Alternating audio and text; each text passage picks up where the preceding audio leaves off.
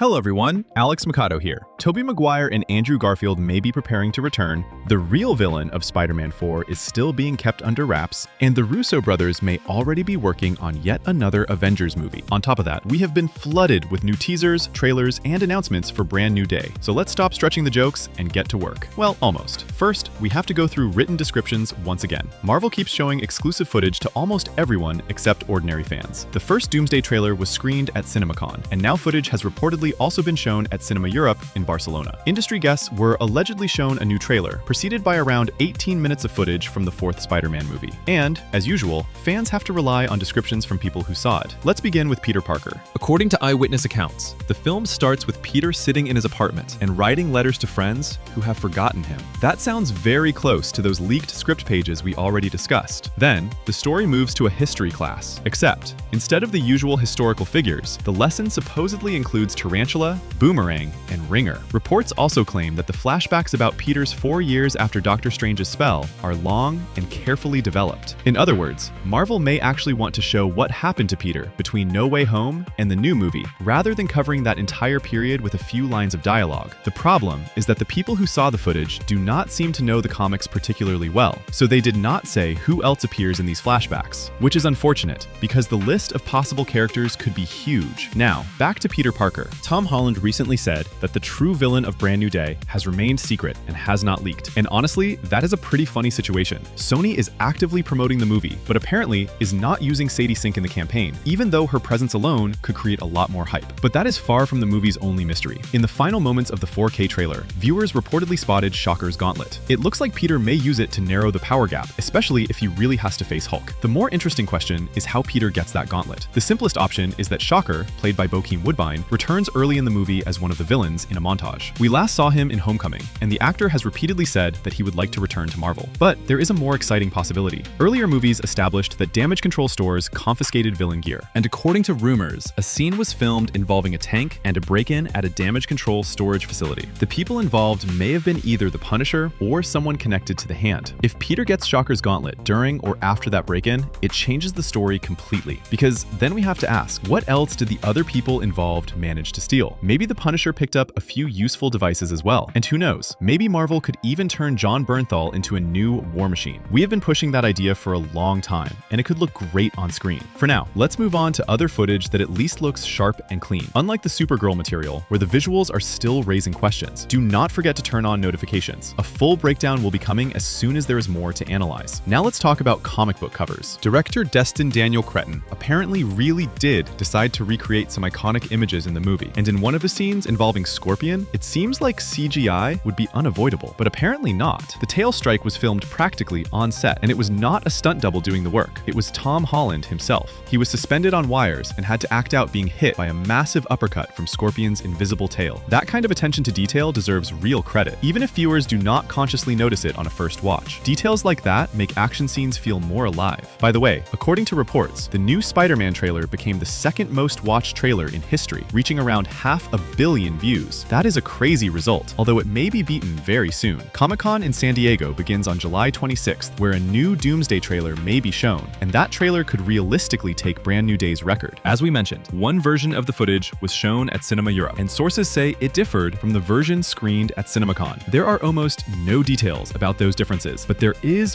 one rumor that sounds much more interesting. Tobey Maguire may appear in an Iron Spider suit. Reports claim that in the now famous opening scene of Doomsday, Tobey's Peter will wear armor almost identical to Iron Spider's comic book design. Not just a loose variation, but a recognizable version adapted for live action. Insiders also say there will be no new alternate version of Tobey or his Earth. The film would feature the same Peter Parker from the original trilogy, the same universe, and possibly familiar villains. Additional rumors suggest that not only Wolverine and Deadpool may be sent to destroy Maguire's world, but Magneto as well. In that version of events, Wade and Logan would be occupied with Peter, while Eric Lenscher faces villains from that universe. Which villains exactly has not been confirmed, but it is easy to imagine the return of at least Dr. Octopus and Green Goblin, especially if Marvel wants to use this world as more than a quick cameo and turn it into a genuine emotional point in the saga. Maybe that is what the rumor about a destroyed New Jersey, supposedly accidentally revealed by Ian McKellen, refers to. It sounds grim, of course, but Secret Wars is still ahead, and comic book logic tells us that almost anyone can be brought back. Insiders also keep repeating that both Tobey Maguire and Andrew Garfield will return eventually. Andrew, however, is probably not expected in Doomsday. His return is supposedly being saved for a later stage of the story. Tom Holland may be in a similar position. He is once again rumored to be absent from Doomsday, but to have a bigger role in Secret Wars and in the later mutant-focused saga. And that immediately brings back rumors about Peter dying at the end of the fourth movie. Whether those rumors are true remains unclear. So for now, we should simply watch and avoid burying the character too early. Now, on to other news. Disney is reportedly preparing an expanded version of Endgame under the title Avengers Endgame Encore, or in more natural English, something like One More Time. The word is theatrical. It describes the moment when actors return to the stage after a performance has ended, and it actually fits the idea of a re-release quite well. Along with the new title, there may be an extra post-credit scene, while the Russo brothers are reportedly preparing new material inside the movie itself. The re-release may also come with an exclusive introduction from the filmmakers. The new version is said to end with a direct bridge into Doomsday. Marvel appears to be trying to rebuild the connection between the old era and the films that come next. How should we feel about that? It is debatable. On one hand, movies are starting to resemble games with DLC. First you watch the film, then you pay again for extra scenes, and then, perhaps for $5, you will get to see Iron Man wearing pink armor entire runtime. On the other hand, the Russo brothers were practically begged to come back, and it is hard to blame them for the multiverse saga becoming so uneven that Marvel may now find it easier to tie everything back together and pretend that was always the plan. One specific rumor says the new Endgame version could include a conversation between Steve Rogers and Ant-Man at Tony's funeral. In that scene, Scott supposedly hints to Cap that he cannot simply disappear into the past and pretend there will be no consequences. Marvel may also use material originally planned for Fantastic Four. Rumors, an early version was going to show Steve Rogers living in their universe, but the studio allegedly decided the storyline would confuse fans and replaced it with Doctor Doom. If that scene was really filmed, then an Endgame re-release would be the perfect place to use the completed footage. It would be cheaper, easier, and would also help connect the old story to the new one. But the option fans want most is Captain America's mission to return the Infinity Stones. That sequence could naturally include a warning from Red Skull, the Ancient One, or another character explaining that Steve's decision may have consequences. Still, that would only be possible if the Russo brothers had already filmed something similar for Doomsday and later decided the opening was too long. Otherwise, Marvel is unlikely to spend a huge amount of money just to give longtime fans one more scene. For the same reason, we should probably not expect Natasha's funeral, which she absolutely deserved, or a meeting between Thanos and the Living Tribunal after the snap. The re-release appears designed not to restore every deleted storyline, but to create a cleaner transition into Doomsday. That is why the post-credit scene will most likely be connected to Doctor Doom. It is long past time for him to be properly introduced somewhere, especially if he is supposed to become the central figure of the new saga. Interestingly, the original Endgame credits included the sound of a hammer striking metal. Back then, it was seen as a touching callback to Tony Stark building armor in a cave. But now, the Russo brothers could reinterpret that sound and reveal that it was Victor Von Doom forging his own suit. And if insiders are right, his armor may be closer to Darth Vader than to the classic comic book version of Doom. In other words, it may not just be a mask hiding scars, but a suit without which Victor cannot physically survive. That may reflect Robert Downey Jr.'s influence, since he may not want to play the more traditional version of the character, a deeply insecure man driven by psychological trauma. But that is a separate discussion. What matters more is that the Endgame re-release may also become part of an open conflict between Disney and IMAX. After IMAX reportedly gave some of its screens to Dune 3, Disney allegedly decided to push its own Infinity Vision format more aggressively. It is being positioned as a premium cinema experience without the need for expensive IMAX equipment. For smaller theaters, that could be very appealing. They could charge more per ticket, offer audiences a premium format, and avoid spending millions on a full technical upgrade. Reports say Disney's initiative has already been supported by major cinema chains that have been unhappy with IMAX terms for some time. That turns the Endgame re-release into another battlefield that Kevin Feige may be using to Marvel's advantage. According to reports, more than 8,000 theaters around the world have applied to participate in the program. And on September 25th, they may receive exclusive screenings of the expanded Endgame version specifically in Infinity Vision. For viewers who cannot attend one of those screenings, that is not especially good news. It is still unclear when the expanded version would reach digital platforms. But once the content becomes publicly available, we will definitely break down every new scene. Now let's let's talk about one of the biggest claims that got buried beneath all the trailers and rumors. An insider who previously leaked that famous Doomsday scene claims the Russo brothers are already working on a third Avengers movie. Of course, there is a chance this simply refers to Secret Wars, which may still be split into two parts. But it is hard not to remember earlier reports from major outlets saying that the Russos do not plan to leave after 2 movies this time, and may want to help shape the mutant saga. The directors themselves have also hinted that Secret Wars is not the end of the story, but the beginning of something new. The internet is already joking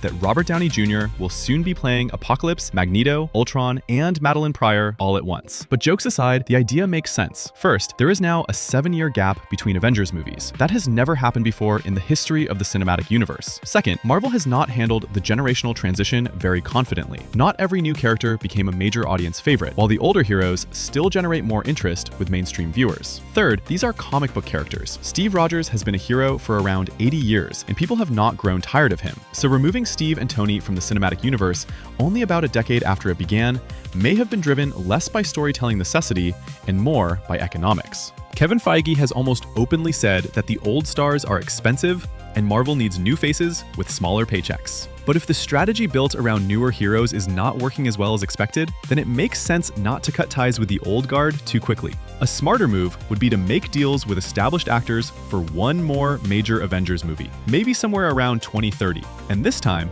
instead of building everything in a rush, develop the project in coordination with several directors and creative teams. The most obvious option is Avengers versus X-Men.